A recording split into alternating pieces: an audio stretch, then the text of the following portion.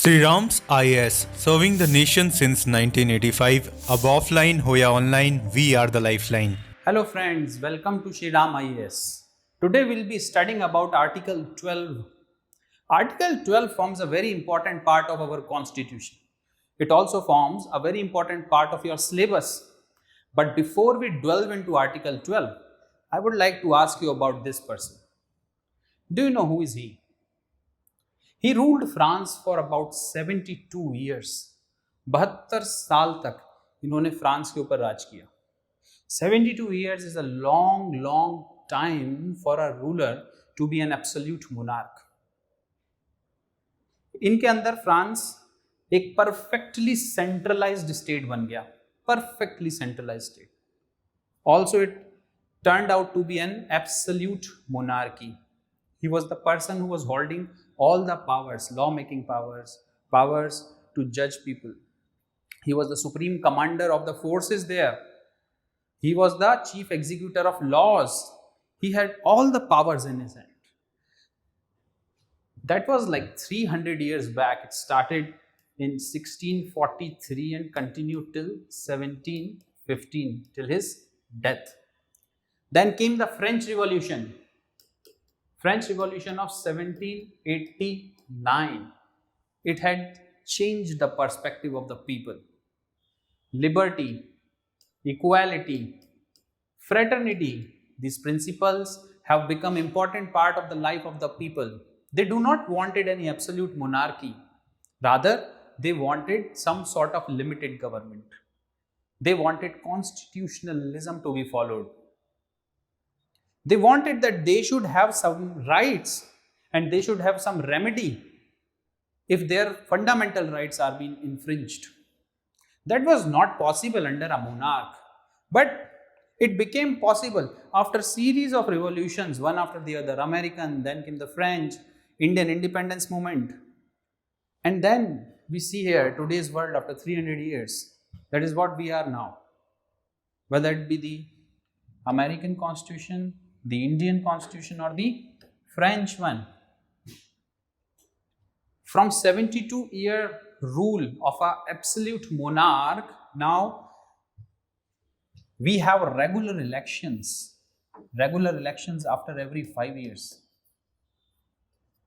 Somewhere in United States for the president it is for 4 years, but regularly people are exercising their power to select and elect their leaders.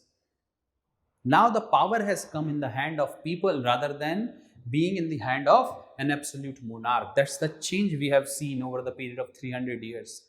Too much blood has been shed because of this. It was not an easy task. Nobody wants to leave power. Why would they? It took fight. It took revolutions, battles and whatnot. Centralized state changed to division of power, the organs of the state, different organs of the state, parliament, legislature, then the executive and the judiciary. They had different powers. Power was not concentrated in one organ. It was not concentrated in one person. That is what is separation of power. The power got divided between the central government and the state governments, the provincial governments. That's the division of power. From the centralized state to division of power. From an absolute monarchy to separation of power. That is the change we have seen over the period of 300 years. That's a long time actually.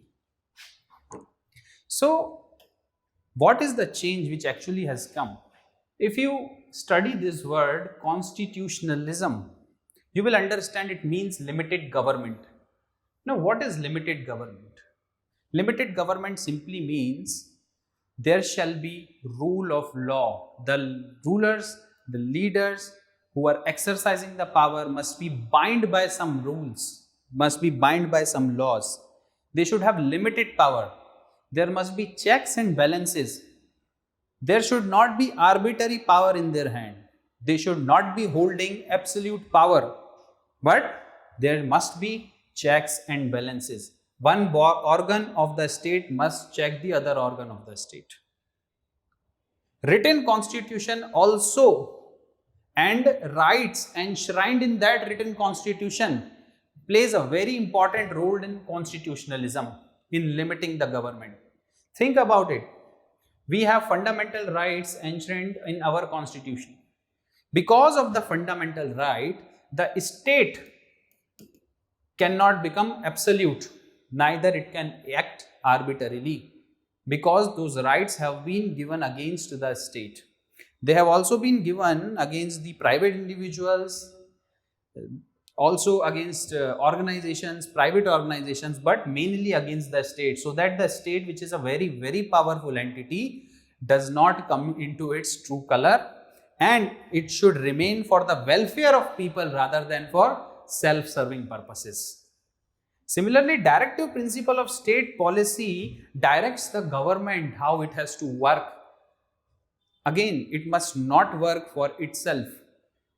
The rulers who are sitting on the positions, important, powerful positions, must work for the welfare of people. That is why directive principle of the state policy is given. It directs the government, it directs the parliament how to make laws, what kind of laws needs to be made, and what are the objectives in the inspirations of the people of India, what needs to be followed. Okay, dignity must be maintained, respect must be paid, children must be educated, environment must be protected, all these things. There should be scientific temper, all those things. So constitutionalism, it is very important to have a limited government and rule of law. The country must be rule abiding. There must be rules. Those rules, these rules must also not be arbitrary. They must not be made on the whims and fancies of the leaders, but they must conform to the fundamental rights. They must conform to the directive principles of state policy. Then only the government can be called as a limited government. So, now it becomes an important thing to understand what state really means. Since we have studied that state is such a powerful entity and how the state has been changed in 300 years from absolute to limited, we should at least know the definition of state in the modern world. So in Indian Constitution, state has been defined under Article 12. Article 12 beautifully defines that state includes government and parliament of India, government and legislatures of each state, local authorities and other authorities. That's what it means. So, says that center contains executive, contains parliament. Here, the executives of the state, the council of ministers and the chief ministers. Then come the state legislative assembly and council, legislative council if it is there in a state. Then comes local authorities. These local authorities are mentioned in General Clauses Act 1897. If you see General Clauses Act of 1897, you will find the definition of local authorities. It is mentioned under section 3, subsection 31. That is where local authorities are mentioned. So the definition consists of center, which consists of executive and parliament, of state, which consists of executive of the state and legislative assembly, of local authorities, which contains municipalities, panchayats, district boards, etc.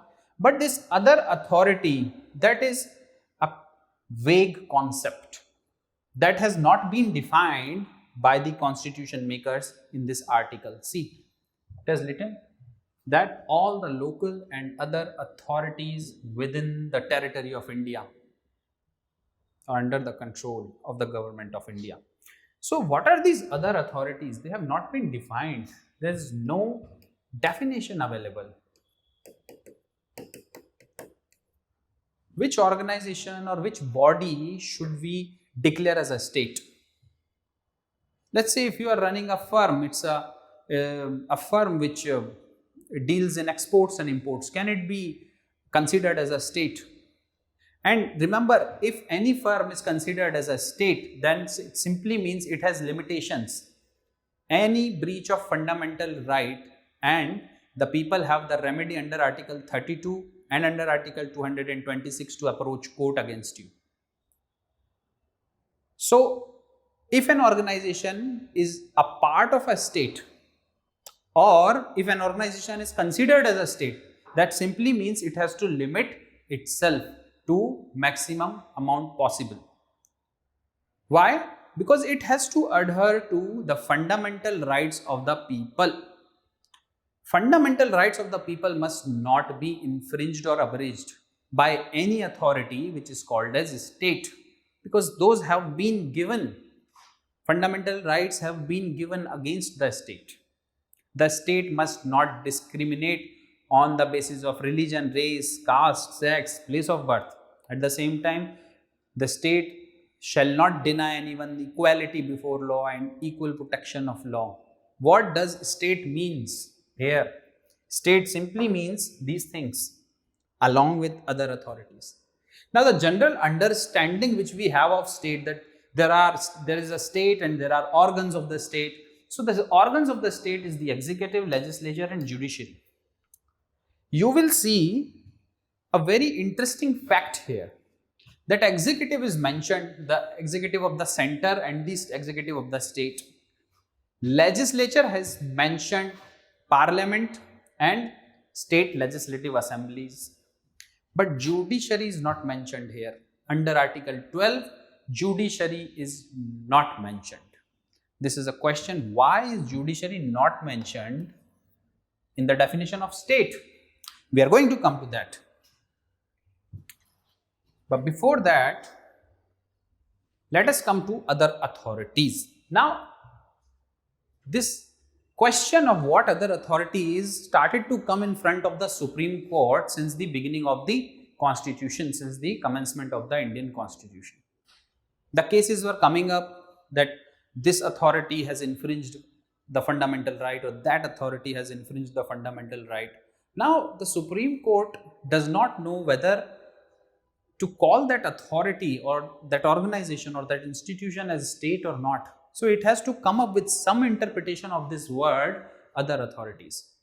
And over the period of time, Supreme Court has refined its interpretation of the word state. Okay. State and the other authorities. First thing, when the case went to the Madras High Court, and it has applied a judicial principle, adjusdem generis. Adjusdem generis means like natured. It simply means like natured.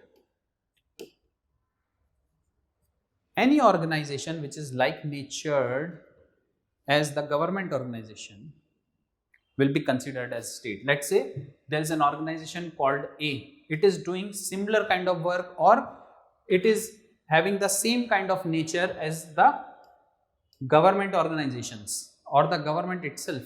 Then it will be considered as a state. But it's a very restrictive definition. It's a very restrictive definition. At the same time, it is very vague. Because if you see, basically all kind of organization is doing some or the other welfare work, some or the other public work, but profits are also involved. There are NGOs. So, like nature, government does welfare work, NGO is also doing welfare work. So, should we declare NGOs as government? Should we declare NGOs as state under this like natured principle? That became an issue, and then came a refined judgment where Supreme Court said any particular authority which is created by the state will be considered as other authority. Let's say this organization A is created by either constitution or by statute, then it will be considered as state. This is the other definition. if you have to declare any body as constitutional body, like our finance commission or like the election commission, then what needs to be done? Simply, a constitutional amendment needs to be brought, and that will declare the body as a constitutional body. Constitutional amendments comes through both the houses of the parliament, then is assented by the president. And if some statute brings a body, for example, ONGC Act. So ONGC, the organization, was created by this ONGC Act. Similarly, organization LIC was created by LIC Act, Life Insurance Corporation Act. So these acts are passed by the parliament, and these bodies are created by these acts. And since they are created by the parliament, they are created by the state, it will be considered as a state. So ONGC and Life Insurance Corporation are state. Also Finance Commission, Election Commission, all these which are constitutional bodies are also state. So what this state needs to do? They must adhere to rule of law. They must respect the fundamental rights of the people. They cannot abridge or infringe any fundamental right. If they do, remedy is available under Article 32, where you can approach Supreme Court directly, and 226, where you can approach High Court if any of your fundamental right has been abridged or infringed. So the state has to rule under very limited powers, and the limited powers are not so less that it is unable to rule and it is unable to do what it needs to do. There are enough power, but that power must not become arbitrary or absolute. For that, there are some limitations also, and these are the limitations. Must adhere to rule of law. So if any organization is declared as a state under other authorities, it has to adhere to rule of law, just like the parliament do, just like the legislatures do, the state legislature, just like the executive do. So they also have to adhere to directive principles of state policy. It must make policies in such a way, it must act in such a way that directive principle of state policies are adhered. These organizations, ONGC, LIC, they cannot work on their whims and fancies. They cannot discriminate anyone on the basis of religion, race, caste, sex and place of birth. They must not deny anyone equality before law and equal protection of law. All the fundamental rights which are given against the state now are applicable to ONGC and LIC. So you understood the meaning here. Why declaring a body as a state brings it into maximum scrutiny? Because of the concept of constitutionalism, because of the limited government rule, or else these guys are going to do anything they want. They are going to become arbitrary, they are going to be absolute. And since state have immense amount of power, think about a situation, what they can do when they are absolute. Now, we were studying about the interpretation of the word other authority. So first was adjusdem generis, like-natured bodies are declared as state. Then came the body created by the constitution or the body created by the state will be termed as other authorities and will be considered as state. Then a other refined judgment came and they have declared a why test. Why is this body made? What is the purpose of this body? What it is doing? They have gone to a little bit more depth. In that judgment, the judgment is R.D. Shetty versus Airport Authority in 1979. The judgment said that any body which is declared as other authorities will be the agency of the government or the instrumentality of the government. So any agency or any instrumentality of the government will be called as other authorities and hence will be considered as state. कोई भी agency है, कोई भी instrumentality है, अगर वो other authorities की definition में आ गई तो उसको स्टेट कहने लगेंगे. That will be considered as state. तो अब let us see what this R D. Shetty versus airport authority judgment tells us. It says that any body, any organization, any institution, if it is financed by the government, if it is financed by the government, financed by the state, state has stakeholding, state has stakeholding in such an organization, then it will be considered as instrumentality or the agency of the government. और उसको क्या बोला जाएगा फिर? state. अगर if it is financed by the government, the finance has to be deep. ऐसा नहीं कि कोई ग्रांट दे दी और सिर्फ just because कोई चंदा दे दिया, कोई ग्रांट दे दिया तो that is why it will be considered as state. No, that's not the thing. Some deep finance must be there, must be reflected. Stakeholding होनी चाहिए अच्छी खासी. Okay. Then comes public importance. Public importance का काम, any work done by these authorities of public importance will be declared as a state. Public authority, public importance का कोई भी काम कोई organization करेगा, it will be declared as state. The state must have pervasive and deep control. अब pervasive और deep control क्या होता है? अगर government के पास powers हैं, if the government have the power to appoint or remove, appoint and remove the top management. Top management में कौन कौन आ जाता है? सीएमडी और रहते हैं कंपनीज के, सीईओ रहते हैं कंपनीज के, इसके अलावा बोर्ड ऑफ डायरेक्टर रहते हैं. So if they have the authority to appoint और remove the top management, that simply means the state have deep control over that organisation and hence it will be called as state. Then the word transfer, it simply means that any governmental department, any department, if this department is transferred to a corporation, then this corporation will be declared as state. इस corporation को state घोषित कर दिया जाएगा. And last is monopoly. If government confers you or government confers on any body, organization or institution monopoly to do something, then it will be declared as the agency or the instrumentality of the government and hence it will be considered as other authority and hence it will be considered as state.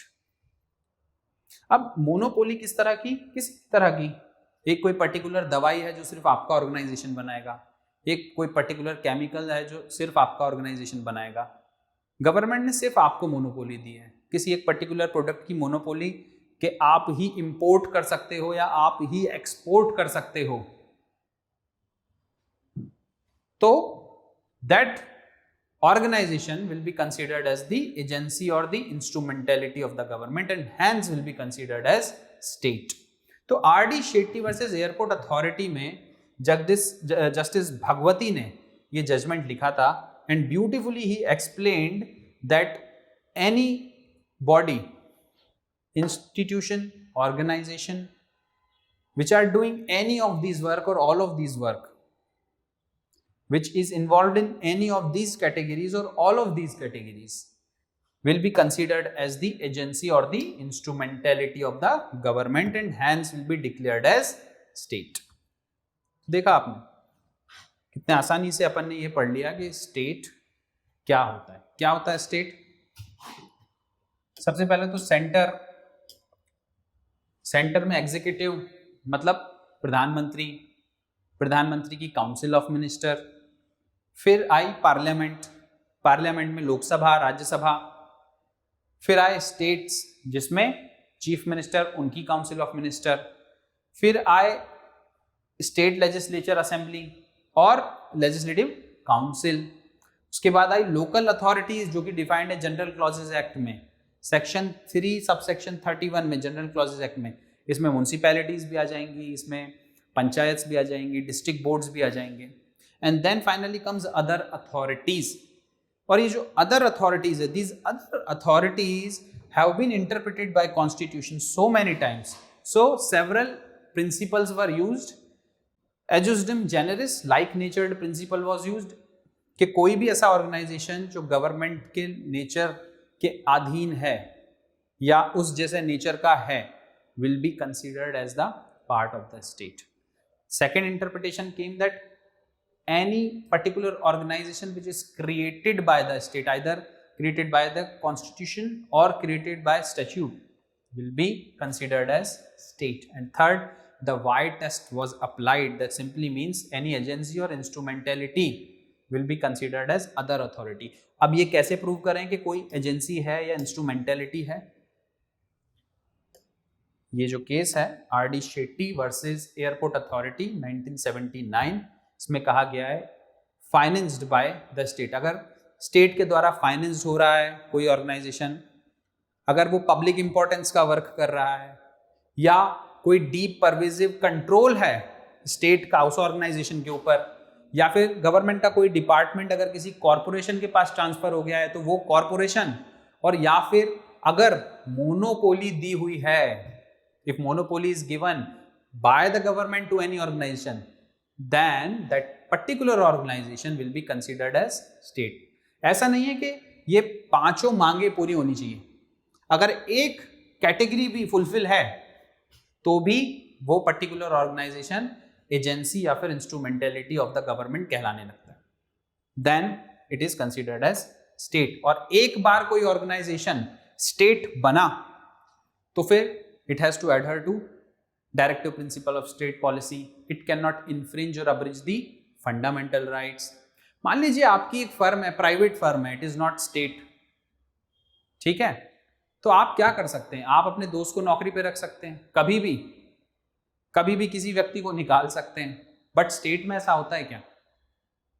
Whims of एंसीज पे कुछ नहीं होता है, logic और reason पे चीजें चलती हैं, okay. And at the same time these state are limited by the fundamental rights and the grounds mentioned in the fundamental rights such as religion, race, caste, sex, place of birth. इसके basis पे किसी भी तरह का discrimination नहीं कर सकते, आपका फ्रीडम जो है उसका हनन नहीं कर सकते, लाइफ और लिबर्टी वो भी देखना पड़ेगी, रिलीजियस राइट्स का हनन नहीं कर सकते, कल्चरल राइट्स का, लिंग्विस्टिक राइट्स का, किसी भी चीज का हनन नहीं कर सकते। प्राइवेट ऑर्गेनाइजेशन के ऊपर इतनी लिमिटेंसी, इतना ज्यादा एक तरह से स्क्रूटनी संविधान की नहीं होती है जितना स्टेट के ऊपर होती है। So if one organization is declared as a state, it has many responsibilities to follow, then why judiciary is not a part of a state? ये इधर जब अपन ने इस स्लाइड में देखा that everything is given, the organ of the state means the executive, legislature and judiciary, तो फिर आर्टिकल 12 में जुडिशरी क्यों नहीं लिखा है? जुडिशरी कहाँ रह गया? Where has it gone? So is judiciary a part of the state? This question also come in the judgments of the Supreme Court. So many times the Supreme Court has tried to interpret this question whether it is a part of the state or not, and it has came up with one beautiful interpretation where it says that if the court is doing any judicial function,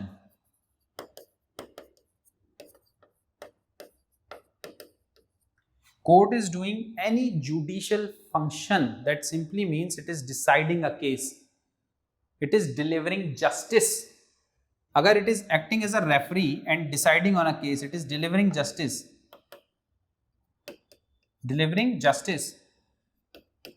in that case it is doing judicial functions. तो जो justice delivery कर रहे हैं, अगर उस समय court को, judiciary को स्टेट बोल दिया गया तो वो कैसे काम करेगा? क्योंकि मैक्सिमम केसेस जो कोर्ट में जाते हैं वो तो स्टेट के अगेंस्ट रहते हैं, पहली चीज। तो अपने ही केस में जज नहीं बन सकते ना, वो तो लीगल प्रिंसिपल के अगेंस्ट है। So it can not be a state because one of the party is a state. Maximum number of time one of the party is a state. तो इस केस में स्टेट जो है उसकी definition काफी limit हो जाती है। It does not include judiciary when judiciary is doing a judicial function, but when judiciary is doing a non judicial function,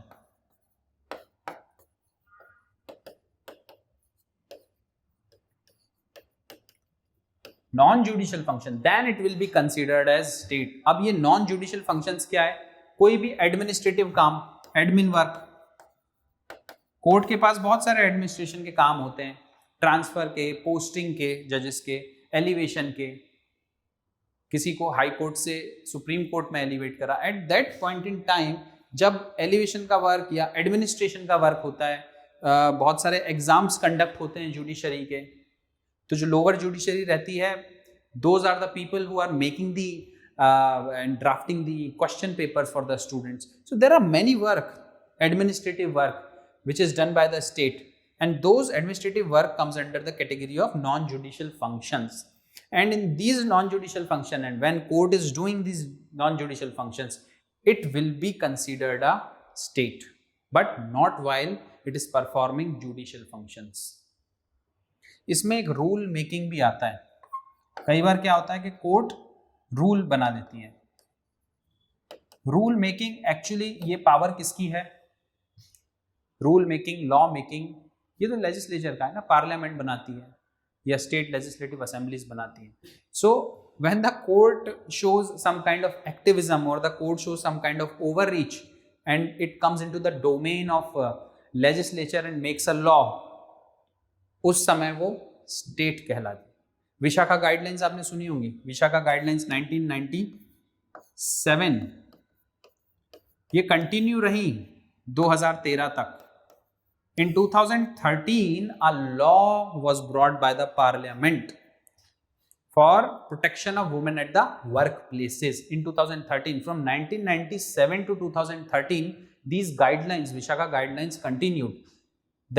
Those guidelines were nothing but the rule made by the state. Now, when judiciary is making some rule, again, the rule must follow the rule of law.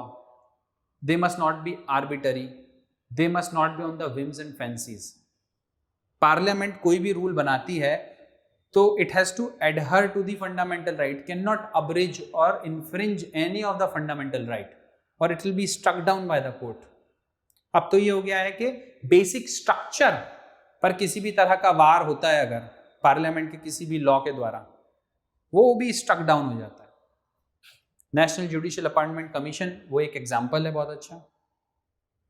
Court की independence को हनन कर रहा है and finally coming under the basic structure, it is trying to change the basic structure. Independence of judiciary is compromised, that is why it was struck down, National Judicial Appointment Commission Bill. Similarly, when it is making some rules, it has to follow the same principles which the legislature follow, which the parliament follows. That cannot infringe the fundamental right. It has to adhere to directive principles of state policy. It cannot do anything on the whims and fancies. It cannot be arbitrary. But when it is deciding on the case, when it is delivering justice, at that time they can take any decision. Now when I say any decision, it does not mean कि arbitrary decision, या फिर मेरा तो मन करा तो मैंने कुछ भी कर दिया। No, no, no, not like that. It's not like that. They have to be in the limits of the law. Or else appeal lies. अगर किसी हाई कोर्ट ने किसी तरह का जजमेंट दिया, then you have to appeal in the Supreme Court. ये remedy है available. देखिए रेमेडी कहां अवेलेबल है, अगर आप देखें, अगर स्टेट आपका फंडामेंटल राइट को इन्फ्रिंज करता है, अब्रिच करता है, टेक्स अवे और फंडामेंटल राइट, तो under article 32 you can approach Supreme Court. Under Article 226 you can approach High Court for justice. और अगर आपके फंडामेंटल राइट को हर्ट करा है कोर्ट ने, अगर आपको ऐसा लगता है हुआ है, तो you can go for appeal and you can go for review. But court is here to do judgment. Court is here to do justice. It has the power to take right decisions and sometimes it can be wrong also. पर अगर court wrong है तो इसका मतलब ये नहीं है कि उसकी आड़ में कोर्ट कुछ भी कर सकता है. No. It has to adhere to the rules and the regulations all the time. So I hope you have understood this concept that while performing judicial functions, the court must not be considered as a state, but it must be considered as a state when it is doing non-judicial functions such as rule making, such as some administrative work. So what we have studied the state. And what is the definition of state under Article 12? Under Article 12 defines state and it tells that it is the government and the Parliament of India, government and the legislature of each state, local authorities and other authorities. All the other words are very simple to explain: center, state, local authorities, but this other authority has a little confusion. Other authorities was interpreted by Supreme Court in different cases.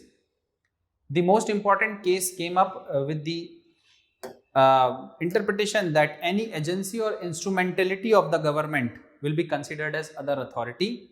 That simply means if an organization is financed by the government, if it does any public importance work, if the state has deep control over that organization, if any department is transferred to a corporation or the state gives monopoly in any of these category, if an organization is falling, the organization will be considered as the agency or an instrumentality of the government and hence will be considered as state.